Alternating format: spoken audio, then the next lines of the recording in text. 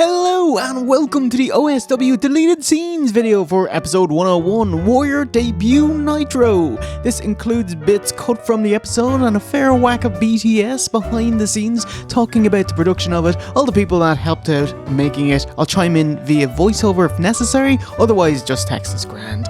I'll go through things chronologically as they appeared or would have appeared in the episode. So let's get to it.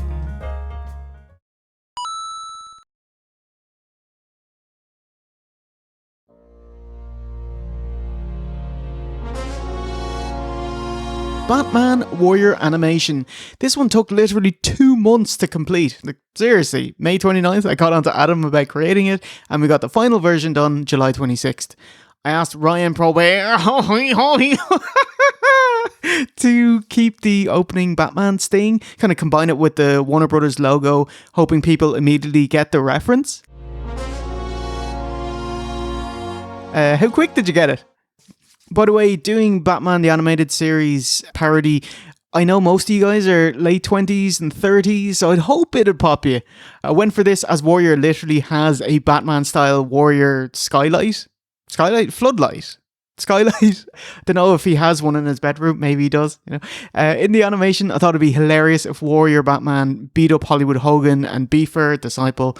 Adam put a couple more Easter eggs in there, like the XFL blimp. My favourite that made me mark out is putting us three as the cops. Cans of Coke just flowing everywhere.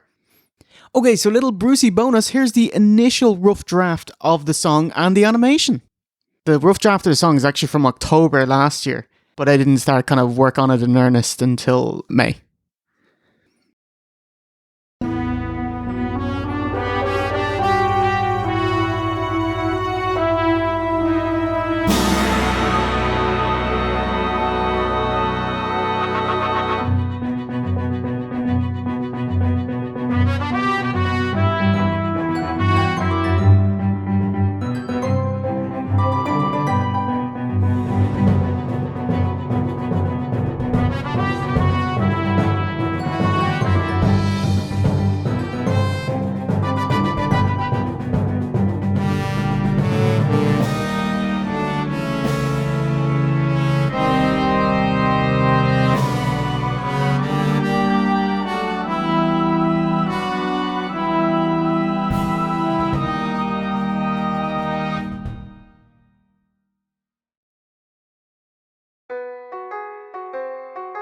The Fallout 101 style intro was re-recorded as Kim from Swindon told me about it, and episode 101 is really the only episode we can do it.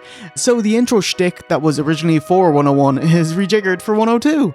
So thanks Kim, bottle of Nuka-Cola to you. Likewise, the hot dogging about Ryan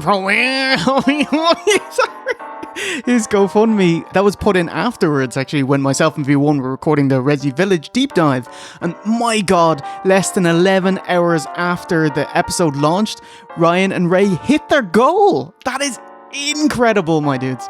I know we say it a lot that we've got the greatest fans in the world, but we do, and by god, you guys smashed it by donating and retweeting, just getting the word out. You've done an amazing thing. You've given someone with a difficult burden, like, invincible, kind of undeniable support. You guys rock. I also know there's a few hundred of you who donated and are too shy to ask for the music, or like give us $10 and I'll send you all the tracks that he's done. Check your emails for the campaign update. He's included a link in it. So you don't have to kind of poke me, but you can slip into my DMs and I'll send it.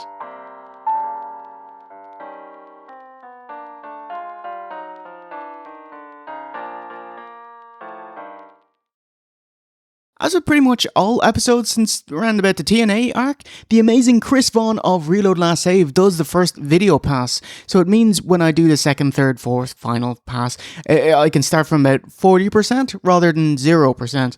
Hopefully you can tell that the video is being gone over multiple times. It's weird, it's because like jokes keep coming to me while editing. Often the last thing I add gets a mention. I always hope editors don't mind what they send me, like a professionally edited package. It gets mangled into the final version. Our bra Dan McRae edited the rando splicey at the start of the vid, as well as the WCW supercut.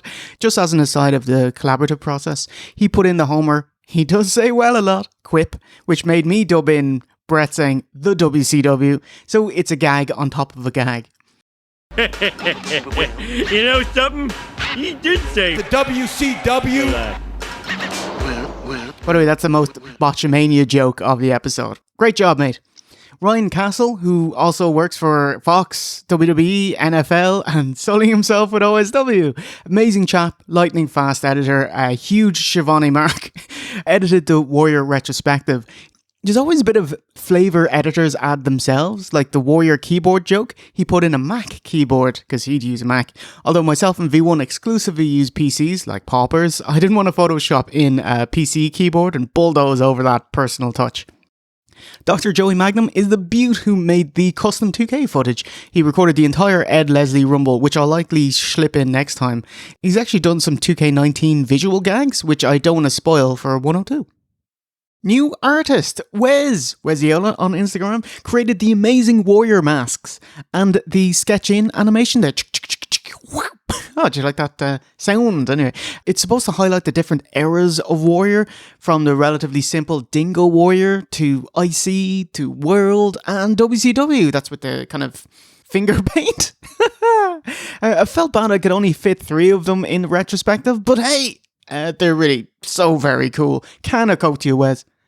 Werner Mueck made some fantastic drawings of different eras of Warrior 2 for the retrospective. Couldn't include half of them, but I'll try shoehorn them into future episodes somehow. Really, really nice. My favourite is lead-plated cap-wearing Warrior. Perfect time to take a painting to the head. Boo! Oh, maybe we do need a Picklehouse Warrior. Okay, on to the deleted scenes.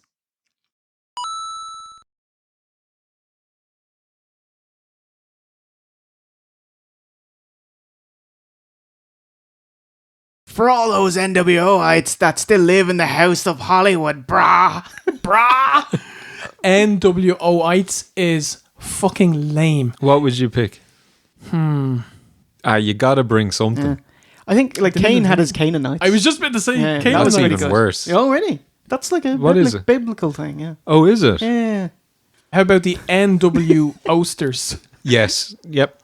Yeah, okay. Boasters, the most roasters. The N Oasters. The N Woasters. No, that's too much. Woasters. It's the Bow again. No, we can't say that, It's the Steve. Noir, You were banned from saying Bow. But you can say Can we say Noir. No? No. Sorry, Jay, did you say no or no? Oh, wow. And millions of rock fans, or 20,000 Hulkamaniacs, or 20,000 screaming Canaanites. Canaanites. I have to say that main event match was kind of hot. The fans were digging it, but it made DDP look like such a geek. With all these bikers revving their engines, and he's coming out to like Leno's farty song. I don't even know how it goes. It was just shit. Like, yeah, it just made DDP look lame. Can I just say, I cannot think of a pay-per-view I'd less like to go to than Road Wild. Can you imagine how horrible that atmosphere would be? You're just eating your yogurt and all the fumes go promoting it. Try to eat here. Can you, the noise and the row Smog. after row of gruff beards, can you just imagine the atmosphere? Steve, they literally leave their engines ticking over for 3 hours so that they can rev them every time something Really? happens. Are they going rabble rabble? Are they going Oh, we'd be so miserable. It's a cool visual though. I like the visual. Yeah, from afar. Yeah. Can you imagine how Through a miserable you'd be TV there? screen. No, I wouldn't want to be in the crowd. Can I be in the front? No, because they put the bikes up front. Ah, bollocks. Yeah. I don't want to be behind the bike for For 2 hours. Yeah. 3 hours. On a bike that's on. No, okay. I'll be in the bar behind this thing.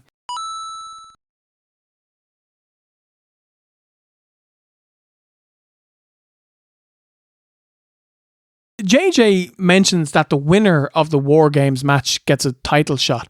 What if Goldberg wins? Then he has to face himself. I think. Run the ropes for 20 minutes. Ooh, it's another one of our bookings. Tonight is the night I've been waiting since I came to the WCW. Match number 2, High Voltage versus Disco Inferno and Alex Wright. Steve, can you give us a Dave Penzer of High Voltage versus Disco Inferno and Alex Wright? High Voltage! Wait, hang on, Steve. You can't have the mic, so can you look that way and say it? we need the arena sound. Okay.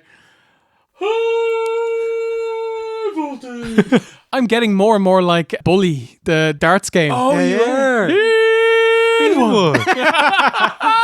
Love a bit of bully.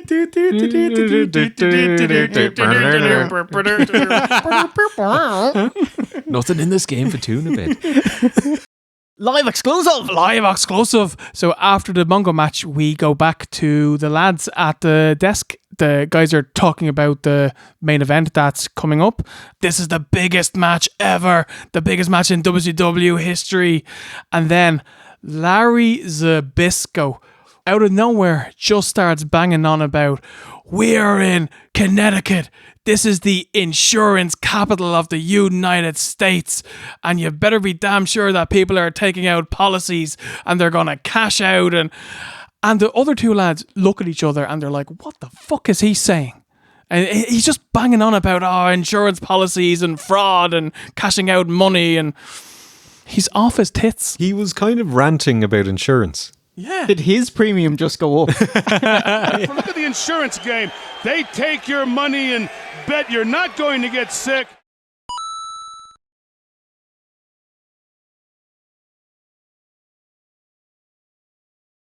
No. I mean, there's a word that I don't want to say. It begins with an or. I'm pretty sure that that's what they're going for here. Like Chavo, he is not the full Bob Dylan. Okay. He's a bit of an idiot. I mean, but it's Chavo, so it doesn't really matter that much. But I don't want to be watching this. It makes me think of what they did with Saturn when he went to the Fed and they gave him the mop. Moppy, yeah. It's very, very similar. I'm sure that was inspired by it because it worked out so well here. Oh, yeah. It's money. At the Road Wild pay-per-view, we had Chavo Guerrero taking on Stevie Ray, the television champion at the time. Chavo comes out with this contract that he typed out himself, saying, I wrote this contract and this says that I'm the TV champion, so you have to give me this belt or like I'm going to set Pepe on you. And of course, Mr. Ray has none of it, absolutely batters him. Then the next night on Nitro, Chavo comes out for a rematch to try to win the title for a second time. And Chris Jericho is like, hey, Chavo, I've got like a present back here for you if you just come back. It's very nice.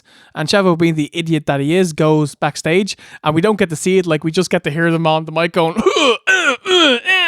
like, that fun? Or, yeah. it was funny, yeah. So like Jericho batters him and then comes out and he has the match with Stevie Ray. And then Jericho actually won the belt, of course. And so now he's the TV champion and that's the set up to this match, this epic three-way, which has been set up for 8 days. I know people look very fondly on Raven and his flock. Raven is their like leader, their master. Cult leader. Yeah, like a cult leader. Yeah. They're all bitches and they keep on fucking up and costing him matches. Then he gives out to them and he batters them and then he will have matches with them to teach them lessons and put them back in their place and then everything goes back to the way it was and then he'll move on from Sick Boy to Horace to Lodi to Billy Kidman and they just do the same angle over and over again and it goes nowhere and it's not good. I think, you know, Teenage Mutant Ninja Turtles? Yes. Shredder. Yes. He's got his two cronies, Bebop and Rocksteady. Yes. They never, ever, ever beat the Turtles. They just get smashed every week into the ground. Yeah. Pummeled. But they have a job and they come back and they do it again next week. So it's a bit of that, like. Pretty much, Raven's flock. Yeah. Shredder's flock here. Yeah, but these are meant to be like deep, dark, a decent faction. Are they? Because people, when they think of the flock, they generally think fondly, like, oh yeah, that was really cool. I was like, it fucking wasn't. Maybe it's just the look was cool. Yeah, yeah. There's a spot in this match where they build up where it's like Horace is in the ring and Raven gets in and they're at the opposite ends and no one cares. It's like just fucking silence. I'm like, you literally put weeks of build into this and there's no payoff. And then after the match, they teased Horace Hogan is going to batter Raven, and then he helps him, and then we're back to square fucking one again. So we've had a few weeks of an angle that went nowhere to get nowhere. We're back to where we were before it even took place. It's shit, lads. This is shit. I don't understand why it's looked back on so fucking fondly. And Raven's not even a good promo. Johnny Polo, Horace Hogan. You think you're special? You think you're special, you do.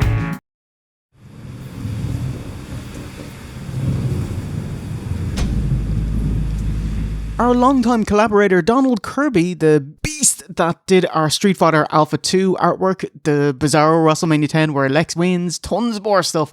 Love working with him. He also did this Warrior comic book artwork, but I didn't want to put it right up against Adam's Batman animation, so I put it before the Warrior segment, so it's kind of halfway through the show, so they can each kind of have their time to shine. Ruben did an incredible job turning still images into a fantastic animated package. So cool.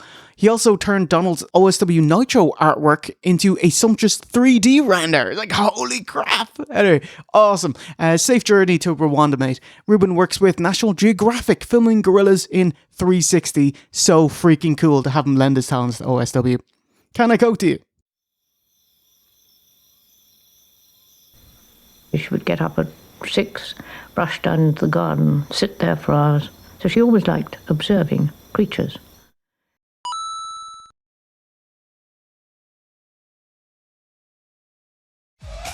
We welcome you back, fans, to WCW Monday Nitro, and there they are, the most gorgeous Oh my. Luke, what do you think of the Nitro Girl segments, the kind of like 30-40 second breathers? I think it's degrading to women. I think it's an absolute disgrace. And I hate it so much. No, Steve, are you sure you don't want to be on a different podcast? Maybe one with a bit more attitude.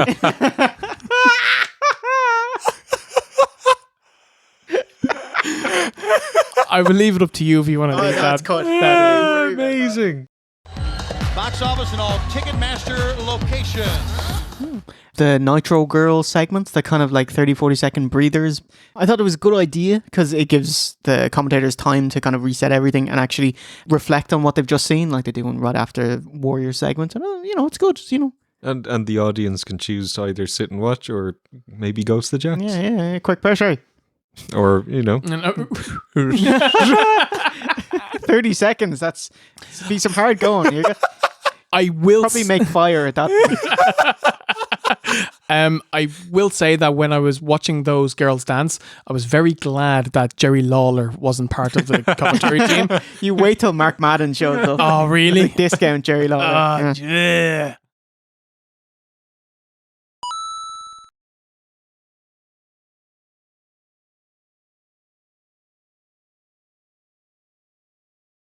Rick Rude. It was said that he was really sad that he couldn't wrestle, and so he ended up just partying a lot, and he died of a drug overdose. So he said that kind of contributed to it, not being able to wrestle again. So what contributed to it? Oh, he couldn't wrestle, so he was just backstage and just kind of was frustrated and just started doing drugs. That's a shame. Yeah, it sounds like something that an addict would tell themselves as a reason to keep on doing it. Can you not have a couple of beers, like? Nothing match between two excellent wrestlers. That's such a huge shame. I don't know why WCW needed to present Malenko as Perfect's equal, like in need of cheating, because that doesn't bring Malenko up, it just brings Perfect down. But gotta keep the dastardly NWO Hennig heel. It took the team, it took the unit in the face.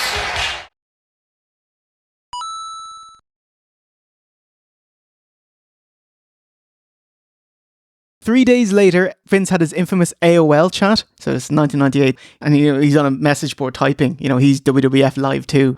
And they just asked him a ream of questions. And it's like, is Bret Hart coming back? Not at the rate he's declining in WCW. That's a bad. Great burn. Mr. McMahon, are you and Bret Hart in cahoots against WCW? And then Vince says, Bret is my secret agent. However, not a very good one. Oh, Jesus Christ. honestly, it's really worth a read because they lose connection after 10 minutes or something, and he's just talking to himself, going insane. Fucking being bastards. Really, yeah, really angry that they're not. I made the BBC.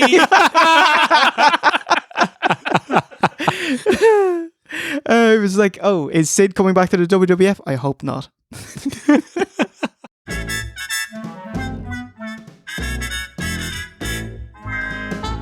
And that does it for this bumper deleted scenes. Thanks so much for your support, guys. When we say we still wouldn't be going if it wasn't for you, that is no lie. There's a lot of negatives in that, hopefully like double negative, strong positive. Yeah, it makes me so happy when an episode is released and like we just didn't shit the bed. That's it. Sure, we'll keep going for as long as you'll have us. Let me know what you think of these deleted scenes videos too, if it scratches your BTS itch. Career on Kettle Shul. Turn on the kettle, and I'll see you in the funny pages. And remember, a winner is you. Oh, check out this amazing new A Winner Is You title card by Fraser Davidson. A new one each piece of the warrior. Get in, mate. Take a beer, and a winner is you.